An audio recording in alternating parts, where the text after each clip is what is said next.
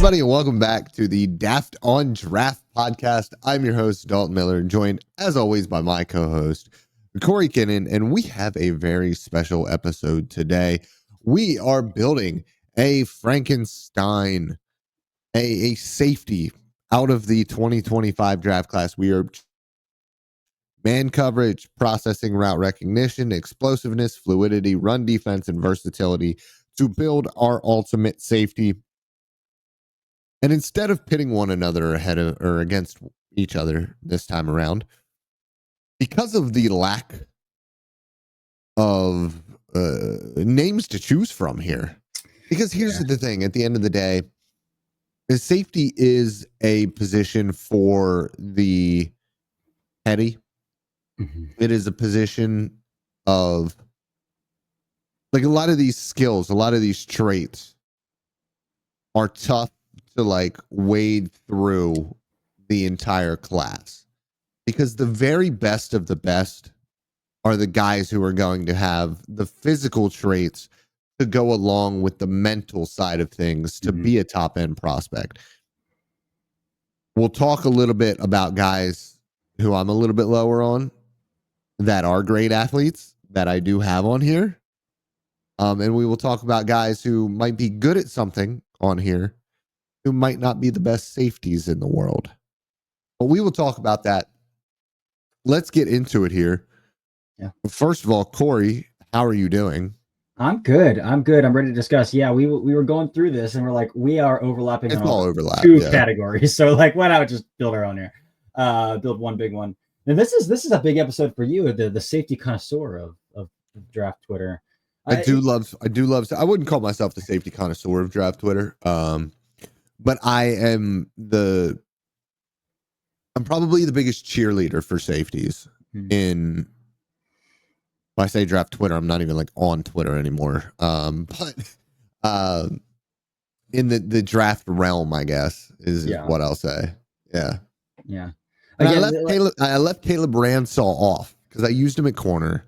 Yeah. And so I left him off. Honestly, funny enough, I could use him at corner, but I couldn't really find a spot for him on here, which is interesting because there's way more corners than there are safeties. But for sure, it's a position as well that like the analytics community has openly said, like, this is the toughest position for us to grade. We don't really know how to grade it. Our grades are really volatile on safety. Missing linebacker, dude. Yeah. Linebacker. It's a tough position. Again, yeah, like what are you supposed to do when a guy's playing single high 20 yards off the ball all the time? Like, how do you grade that? Like, and there's so many fun elements. Like I went to dinner combine 2 years ago with one of my scouting buddies. We were at a steakhouse, but it was me and like 4 other people. And we were talking about Kalen Bullock, the USC safety drafted by the Texans last year.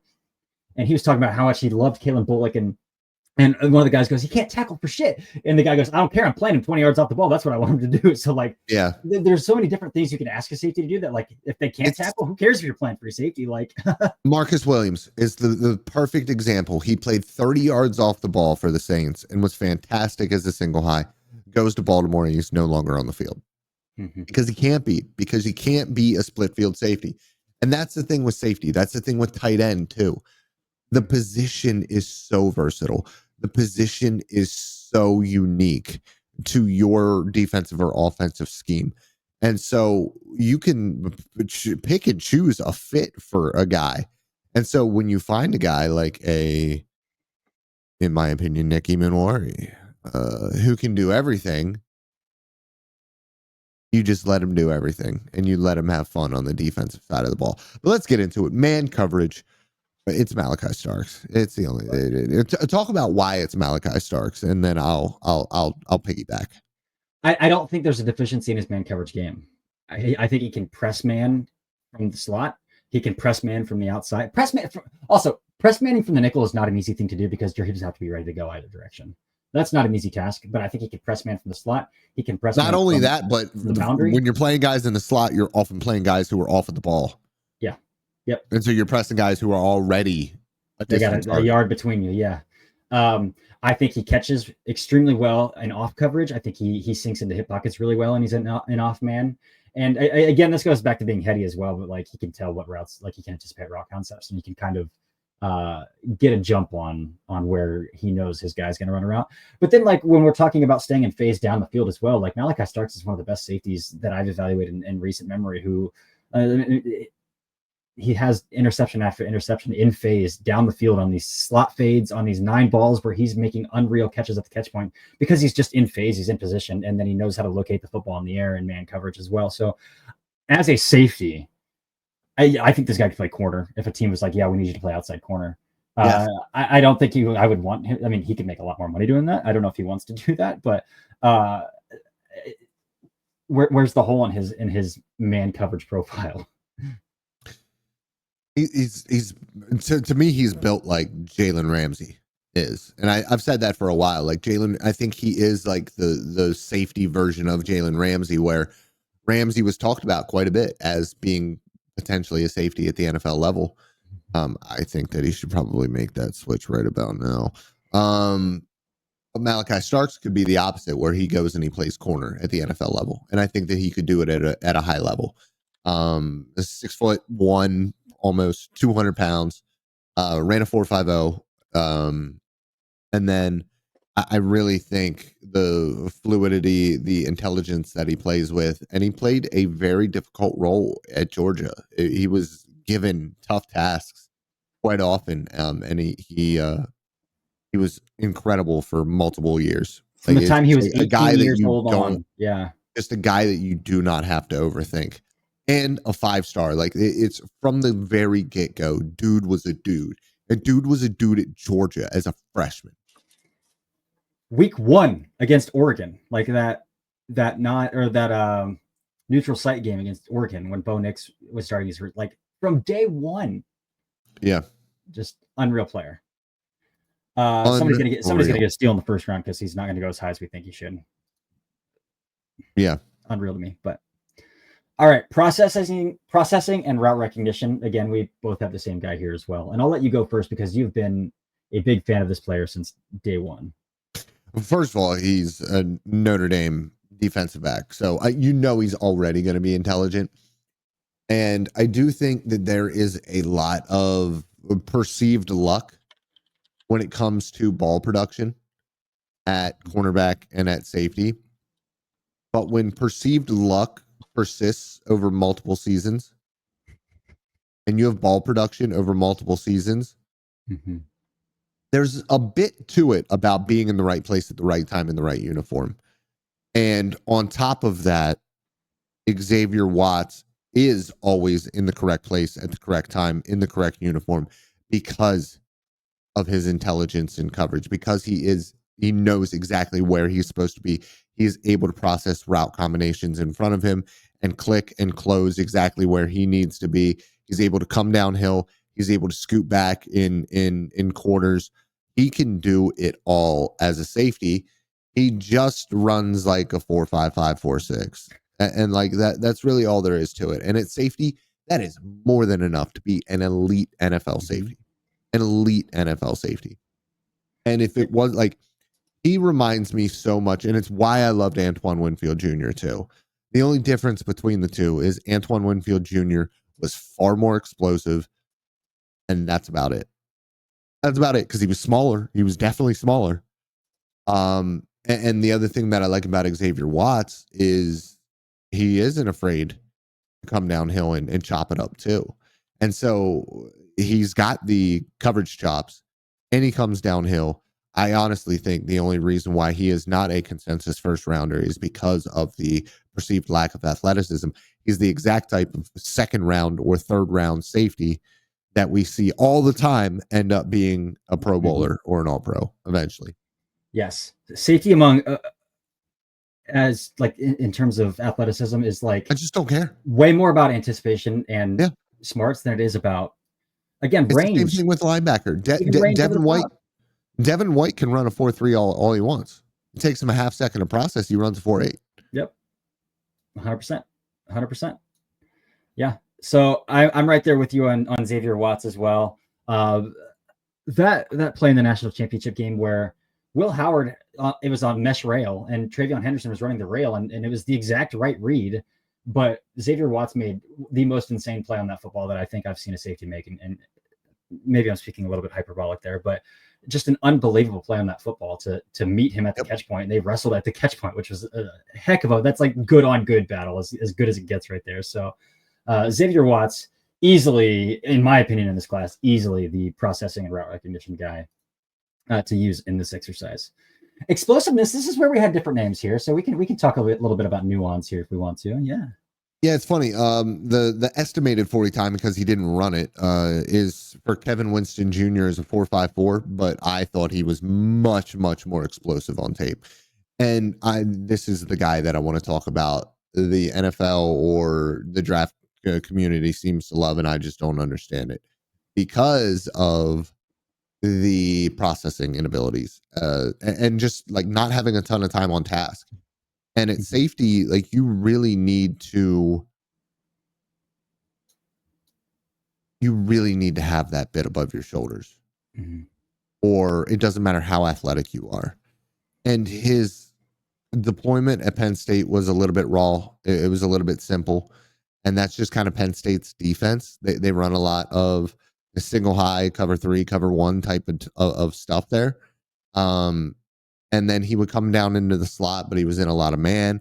And I actually kind of like him as a reactive athlete, but as a processor, I just don't see it as much. And he's fluid too. He's got an 80-inch wingspan. Like the dude is built incredibly well. 6'2", like 215. He's got everything that you want, except for the experience to be a quick-witted player on the back end. And I just don't know how long it's going to take him to get to NFL speeds when it comes to processing. Yep, I agree. So for me, I went with Virginia safety Jonas Sanker here was my guy when we were doing this separately, and we each had, this is the one of the two categories we had different names. And I really like Jonas Sanker, man. I think he's probably a little bit better with his heels in the ground, moving like eyes to the football than he is over the top. But that doesn't take away from how explosive I think he can be and how lethal he can be when he turns and runs as well over the top. But where I see the explosive from Sanker is when he sticks his heel on the ground and when he gets downhill pretty quick. And he tested like it as well. Tested the testing matched the tape in Sanker's regard. Top 100 player on Dane Brugler's big board as well in the Beast. So Jonas Sanker is who I went with here. The next one is fluidity. And we have the same guy here.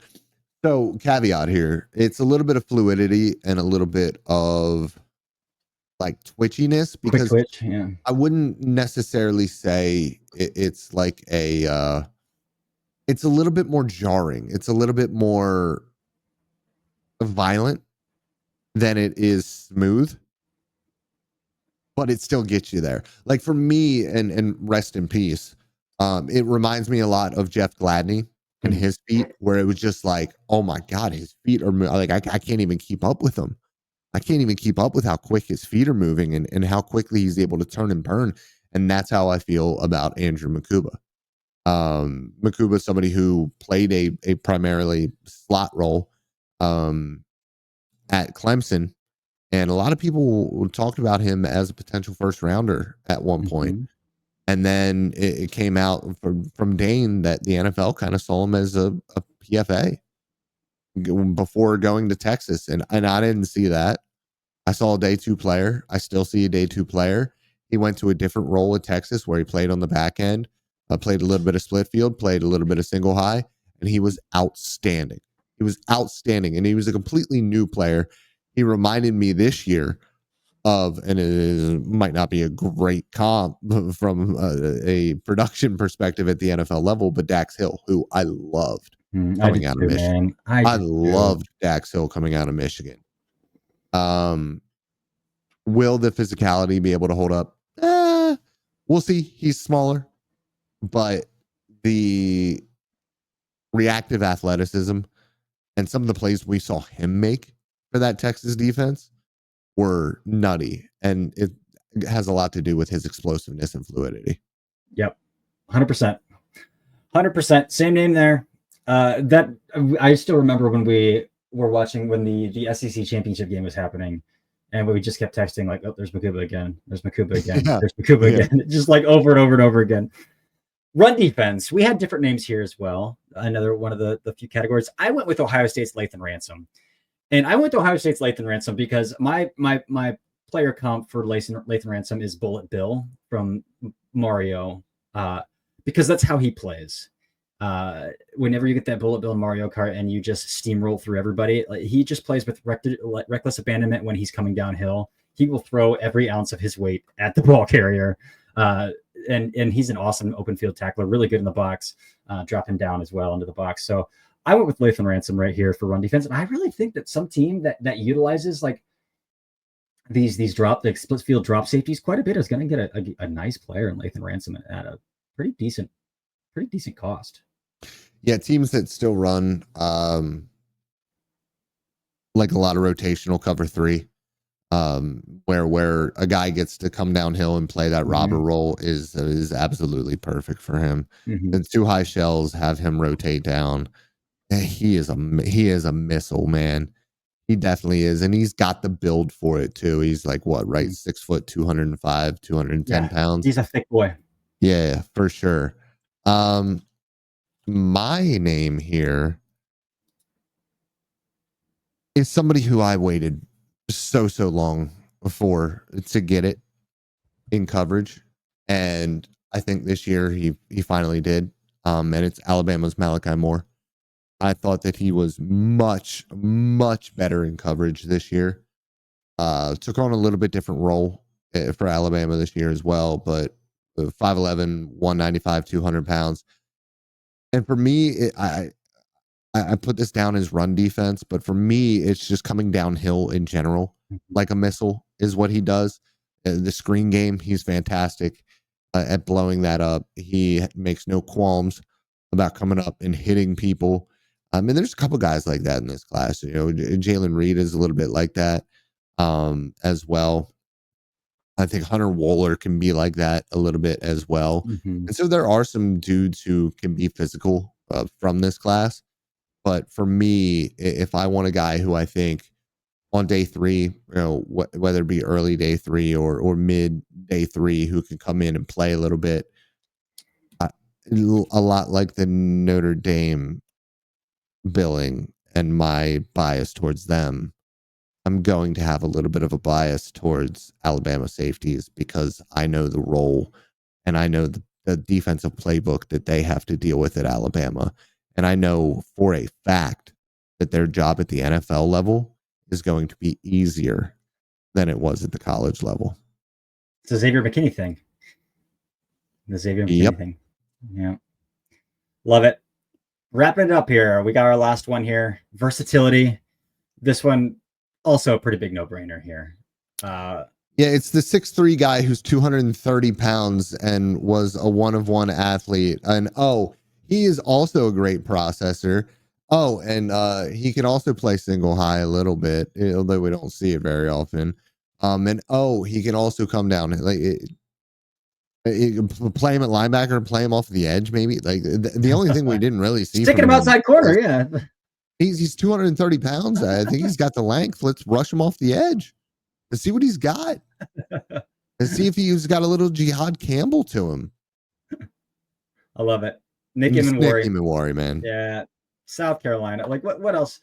What a freak. It's so funny. Like we have to talk a little bit about this because you and I both had him as a top 10 player in October? Yeah. Probably October. And then the combine happens and we're like, yeah, well, that makes a lot of sense. He's a freak athlete. And then people are like, well, he's only an athlete.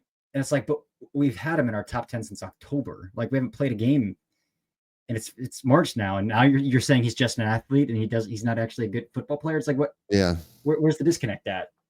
I don't get it, but he's a freak. And he deserves because to go people don't watch. round. It's because people don't watch safeties or understand safeties. That's why you should listen to the Daft on Draft podcast 4 times a week. Yes. And 3 times a week in the off season, most likely. Yes. Yeah, probably. Yeah. Love it. Yeah, but Nick Imawari here. Again, he can play split. He'll drop into the slot. He'll drop into the box. He can tackle. He can backpedal. He can turn and burn.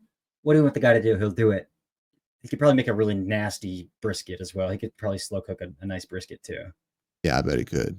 Yeah. I bet he could. Any safeties that you want to bring up? Should I bring up Billy Bowman just to piss you off a little bit? It's in one ear out the other at this point. I'm pretty sure he's got like a 65-inch wingspan. Yeah, I do like Billy Bowman. Again, he's another one of those quick, twitchy kind of quick-footed guys. Not so much fluidity, but quick twitch. Dude would struggle to tackle a mosquito. The football, but like he triggers and he funnels things back inside. Like he'll funnel things back into action for you, and he's got a great trigger, has a nose for the football. But yeah, I couldn't really find a place for Billy Bowman on this list. No. I want to bring up the white guys real quick. I feel like I have to. Hunter Wooler, I thought was really good in Mobile. Specifically like when he was covering tight ends, he did a really tough job of just like consistently getting mossed. Yes, he was always in great position, and the guy would just steal the ball. It was tough. But I thought he was in really good position consistently. And then Dan Jackson from Georgia, who I think is also a good player. A name that I haven't talked about at all this year, but whose tape I liked and I still like. I didn't like him as much this year. 5th-year senior, a little bit undersized, but I think he's a pretty good athlete. Former walk-on at Arkansas is Hudson Clark. So there's 3 guys for you. Yeah, I like that. I like that a lot. I don't think I really have anybody else to bring up here. Yeah, I mean, I could bring up Jordan Hancock, but again, I think he's more of a nickel than he is a safety. Even though he can play a little bit on the back end. But you don't want to talk about Shiloh Sanders at all? No, I think I'm good. I think I'm good there on that front.